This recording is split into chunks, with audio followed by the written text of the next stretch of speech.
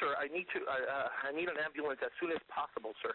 12:21 West Coast time, and the caller at Carrollwood Drive in Los Angeles is in a panic.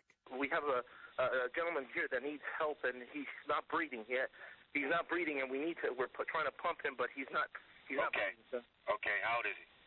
He's 50 years old, sir. 50, okay. He's unconscious, he's not breathing? Yes, he's not breathing, sir. Okay, and he's not conscious either. No, he's not conscious, sir. Okay. And while the caller is careful not to reveal who is in trouble, it is not just any 50-year-old who's lying unconscious. This is the king of pop, lifeless and unresponsive, even though he's getting professional medical help. Okay, let's get him down to the floor. I'm going to help you with CPR right now, okay? We need him. Yes, we're already on our way there. We're on our way. I'm going to do as much as I can to help you over the phone. We're already on our way. Did anybody see him? Yes, we have a personal doctor here with him, sir. Oh, you have a doctor there? Yes, but he's not responding to anything. No, he's not responding to CPR or anything, sir. Oh, okay. Well, we're on our way there. If your guys are doing CPR and you're instructed by a doctor, he has a higher authority than me, and he's there on scene. Okay. Did anybody witness what happened? No, just the doctor, sir. The doctor's been the only one here. Okay, so did the doctor see what happened? Doctor, did you see what happened, sir? And, sir, you just, if you can please. We're on our way. We're on our way. But that doctor, the one in such a hurry to get paramedics on scene, the one who saw what happened to Michael Jackson but would not stop and explain, his name is Murray Conrad Robert, and he has long since disappeared, apparently in a hurry, leaving his car behind. It was towed from the estate, and the Los Angeles Police Department now has an appointment to interview him.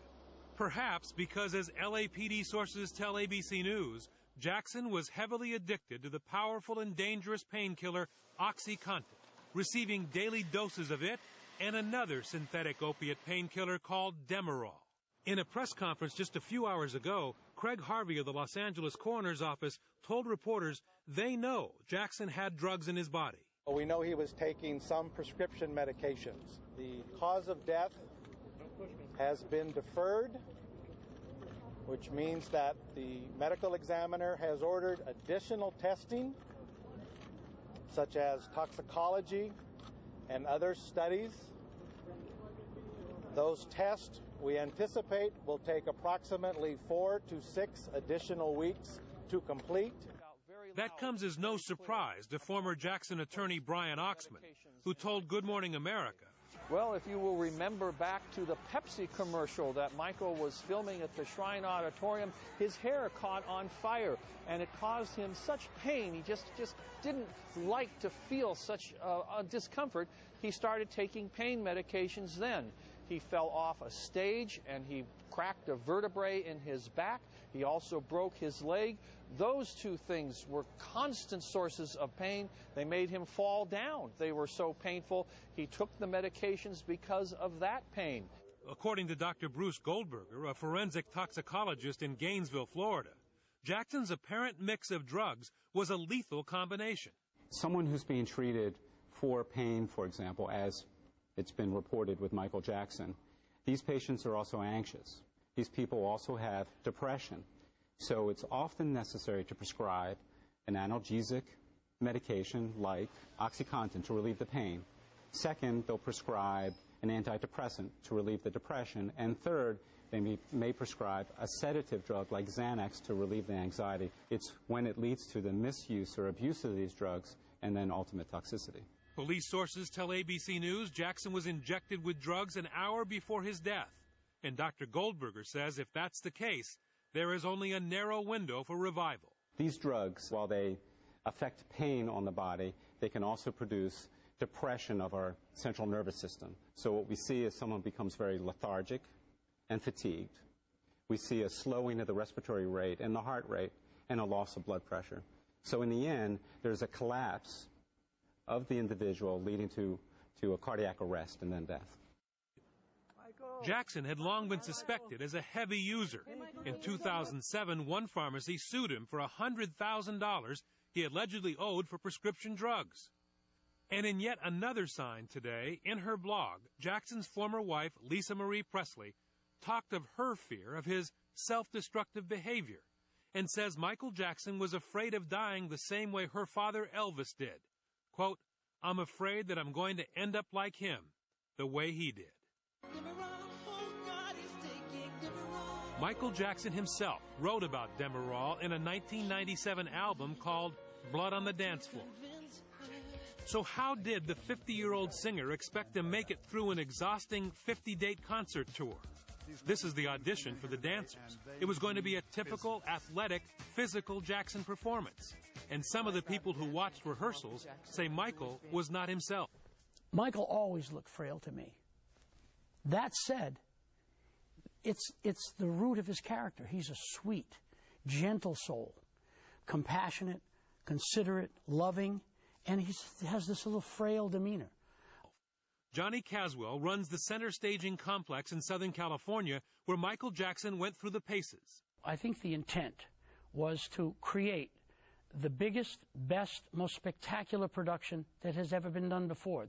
Something that would dwarf any previous productions that were out on the road or on a production stage. That was the goal, and that was the intent of the producers. And Kenny Ortega at the helm.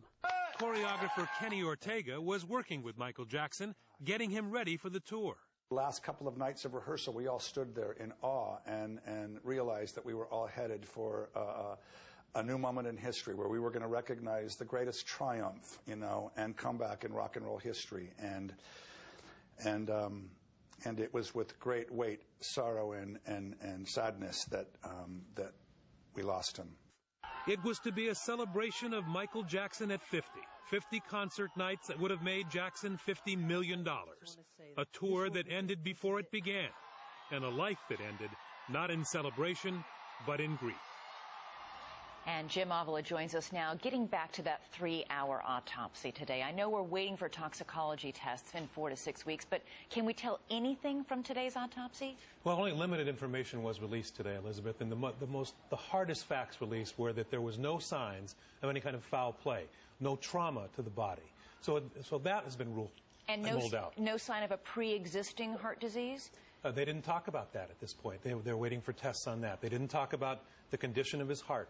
They didn't talk about what kind of drugs may be found in the body. They do say they know that he was taking prescription drugs. They didn't say whether or not he was abusing prescription drugs. And what about this doctor, this personal physician that we hear about on the 911 tape administering CPR, who was with Michael Jackson, and the person on the 911 tape is saying, "Doctor, what happened?"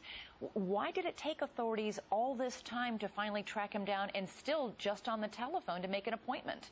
Well, certainly that's the big mystery. And in fact, the Los Angeles Police Department said today 3 things: that they had contacted this doctor by phone, that they had to contact other police agencies around the country to locate the doctor, and that they have now found him and expect to talk to him and have made an appointment, and that he is cooperating. They expect his cooperation at this point. But certainly his demeanor right after Michael Jackson was taken to the hospital is at least needs to be questioned, because as we see, his car was left there and he was gone. Questionable at the very least. All right, Jim Avila, thanks so much for that report. And when we come back, more of our musical journey, how the King of Pop taught Diane Sawyer how to become a human beatbox. Stay with us. Don't you know I sit around with my head hanging down, and I wonder. Time and temperature from TD Bank.